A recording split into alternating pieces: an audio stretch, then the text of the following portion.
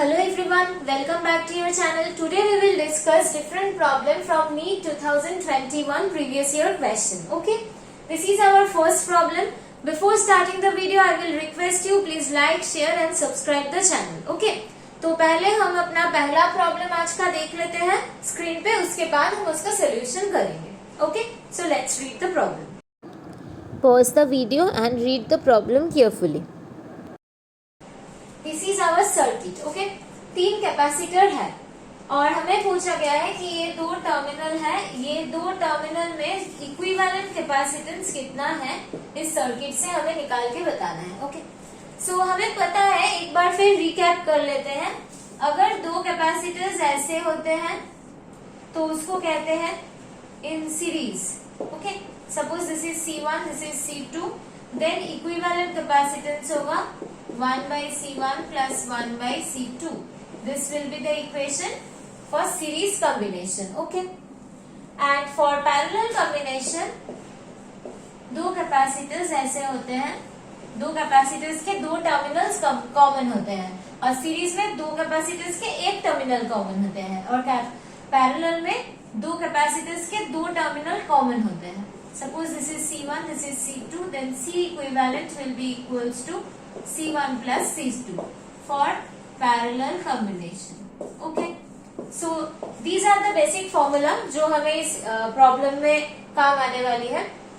अब देखते हैं कि ये जो सर्किट है इसको हम सीरीज पैरेलल कैसे समझे और कैसे इनको शॉर्ट करके हम इसका C इक्विवेलेंट निकालें. इस सर्किट में एक चीज हमें ध्यान से देखना है कि जो ये कैपेसिटर है इसका 2 टर्मिनल है. ये इस कैपेसिटर का सपोज 2 टर्मिनल का नाम हम दे रहे हैं ए बी. ओके, ये कैपेसिटर का 2 टर्मिनल है A B. You can see that ये कैपेसिटर का जो 2 टर्मिनल है वो एक कनेक्टिंग वायर से शॉर्ट किया हुआ है. यू कैन सी दैट ये 2 एंड ऑफ द कैपेसिटर, ये कैपेसिटर के जो 2 एंड है वो एक वायर से कनेक्टेड है. इसका मतलब अगर करंट आए तो करंट जो शॉर्ट रेजिस्टेंस पाथ है उसके थ्रू फ्लो हो जाएगा, इस ब्रांच से कोई भी करंट नहीं जाएगा. राइट, सो ये कैपेसिटर का 2 एंड एक कनेक्टिंग वायर से कनेक्टेड है. इसके लिए ये जो कैपेसिटर है ये इनवैलिड हो जाता है इस सर्किट में.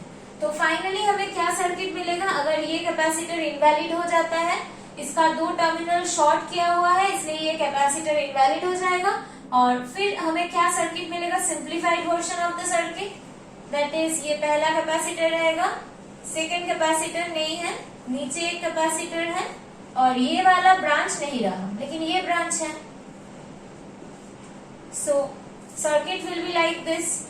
अब इसको देख के हम आराम से बता सकते हैं कि ये 2 कैपेसिटर पैरेलल में है और पैरेलल में इक्विवेलेंट कैपेसिटर निकालने के फॉर्मूला है C1 plus C2, that is C plus C, that is equals to 2C. Right? This is the correct option, 2C. I hope ये प्रॉब्लम बहुत ही सिंपल है, बहुत कम टाइम में तुम ये कर सकते हो. लेकिन ये करने के लिए जो बेसिक फॉर्मूलाज है वो तो हमें याद रखने ही है, जनरली वो हमें याद रहते हैं. लेकिन जो मेन की पॉइंट ऑफ द प्रॉब्लम है वो है लोग ये नहीं समझ के ये तीनों का एक साथ इक्विवेलेंट कैपेसिटेंस निकालने लग जाएंगे और उसमें ही उलझे रह जाएंगे. तो मेन जो चीज इसमें देखने वाली है कि सर्किट शॉर्ट हुआ है, इसका मतलब ये कैपेसिटर का कोई इफेक्ट नहीं है इस सर्किट पे. This is the key point of the problem. अगर ये तुम्हें समझ में आ गया तो ये प्रॉब्लम बहुत ही सिंपल है. ओके, तो अब हम चलते हैं अपना नेक्स्ट प्रॉब्लम पे. पहले स्क्रीन पे देख लो problem, then we will start the solution. Video को पॉज करके पहले ये प्रॉब्लम अच्छे से पढ़ लो.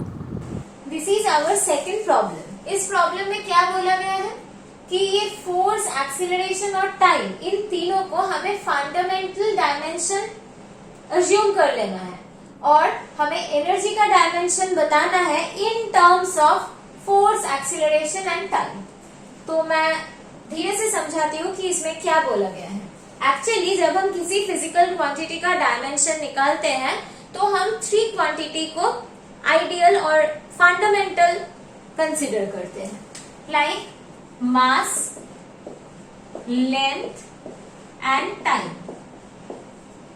नॉर्मली हम जब किसी फिजिकल क्वांटिटी का डायमेंशन निकालते हैं तो तब हम मास, लेंथ, टाइम, इन तीनों क्वांटिटी से निकालते हैं। ओके, तो नॉर्मली वेलोसिटी का डायमेंशन क्या होता है, हमें पता है वेलोसिटी का मतलब है डिस्टेंस और डिस्प्लेसमेंट पर यूनिट टाइम।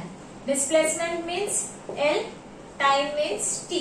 तो वेलोसिटी का नॉर्मल डायमेंशन होता है generally L T inverse, right. और हमें पता है acceleration means velocity divided by time. So acceleration का डायमेंशन होता है L T to the power -2, right. So इससे हम लिख सकते हैं फोर्स का डायमेंशन क्या होता है, हमें पता है mass into acceleration is the quantity force. So m l t to the power -2, ये होता है फोर्स का डायमेंशन। और हमें पता है एनर्जी का डायमेंशन क्या होता है, हमें पता है वर्क डन का फॉर्मूला होता है फोर्स इनटू डिस्टेंस। सो इससे हम लिख सकते हैं ml² t to the power -2, ये होता है वर्क डन का डायमेंशन, और वर्क डन और एनर्जी का सेम डायमेंशन होता है। सो इससे हम लिख सकते हैं कि एनर्जी का डायमेंशन होता है ml² t to the power -2। So यहाँ पर हम एक्सीलरेशन, फोर्स और एनर्जी, यहाँ पर फोर्स, एक्सीलरेशन, टाइम, एनर्जी लिखा हुआ है। टाइम का तो पता ही है डायमेंशन t होता है। एक्सीलरेशन, फोर्स एंड एनर्जी का डायमेंशन हम लिख चुके हैं, लेकिन नॉर्मल हिसाब से, नॉर्मल फंडामेंटल से हमारा mass, length, time. In terms of mass, length, time we know the dimension of acceleration, force and energy. But हमारे इस क्वेश्चन में फंडामेंटल्स चेंज किए हुए हैं। हमारे इस क्वेश्चन में मास, लेंथ, टाइम फंडामेंटल नहीं है। हमारे इस क्वेश्चन में फंडामेंटल है फोर्स, एक्सीलरेशन एंड टाइम। इन तीनों को फंडामेंटल कंसीडर करके हमें एनर्जी का डायमेंशन निकालना है। Okay, this is the problem. I hope problem क्या है ये हमें समझ में आ गया है। अब हम सॉल्यूशन देखेंगे। सॉल्यूशन हम कैसे निकालते हैं, एक तरफ एनर्जी लिखेंगे और दूसरी तरफ लिखेंगे फोर्स, एक्सीलरेशन, टाइम। हमें पता नहीं है क्या निकलेगा डायमेंशन, तो हम लिखेंगे इसके ऊपर अल्फा, इसके ऊपर बीटा और इसके ऊपर गामा। ओके, एनर्जी का डायमेंशन कितना होता है, ml² t to the power -2।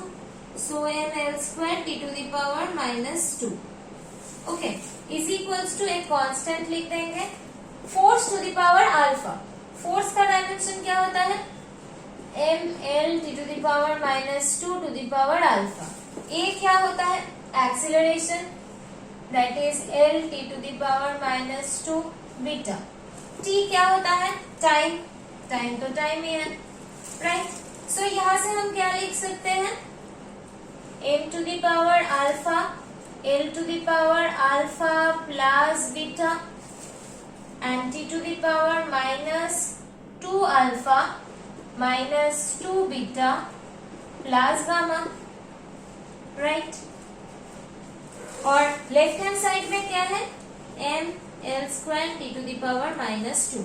So दो साइड का जो इंडिसेस है उसको हम कंपेयर कर सकते हैं। यहाँ से देख रहे हैं m टू द पावर 1 है, m to the power alpha है। सो इन दोनों को अगर हम कंपेयर करें तो यहाँ से हम लिख सकते हैं that alpha is equals to 1। Okay, यहाँ पर देख रहे हैं l टू द पावर 2, यहाँ पर l to the power alpha plus beta. So यहाँ पर हम लिख सकते हैं alpha plus beta is equals to 2। हमें पता है अल्फा 1 है तो लिखेंगे 1 plus beta is equals to 2। So यहाँ से हम लिख सकते हैं that beta is equals to 1।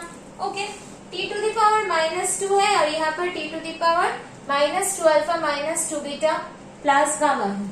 सो यहाँ से हम लिख सकते हैं -2 alpha -2 beta plus gamma is equals to -2। Alpha का वैल्यू पता है 1 है, बीटा का वैल्यू भी पता है 1 है। सो यहाँ पर लिख देंगे अल्फा बीटा का वैल्यू, तो इससे हमें गामा का वैल्यू मिल जाएगा -2 है, यहाँ पर भी -2 है, तो यहाँ से लिख सकते हैं gamma is equals to -2 plus 2 plus 2, side change किए हैं just. So gamma is equals to 2। So इससे जो निकलता है वो है energy is equals to k into f to the power alpha, that means f to the power 1, alpha का value 1 है। फिर आएगा acceleration to the power beta, beta का वैल्यू 1 है। So acceleration to the power 1 and फिर आएगा t to the power gamma, gamma का value है 2, so t to the power 2। So energy का जो डायमेंशन फाइनली हमें मिल रहा है in terms of force, acceleration and time, that is F(a)t²। ये मिल रहा है एनर्जी का dimension. This is our final answer. Okay, I hope ये प्रोसेस तुम्हें समझ में आया होगा। अगर कोई भी डाउट लगे तो ask in the comment section. Please don't forget to like, share and subscribe the channel. You will get more videos like this.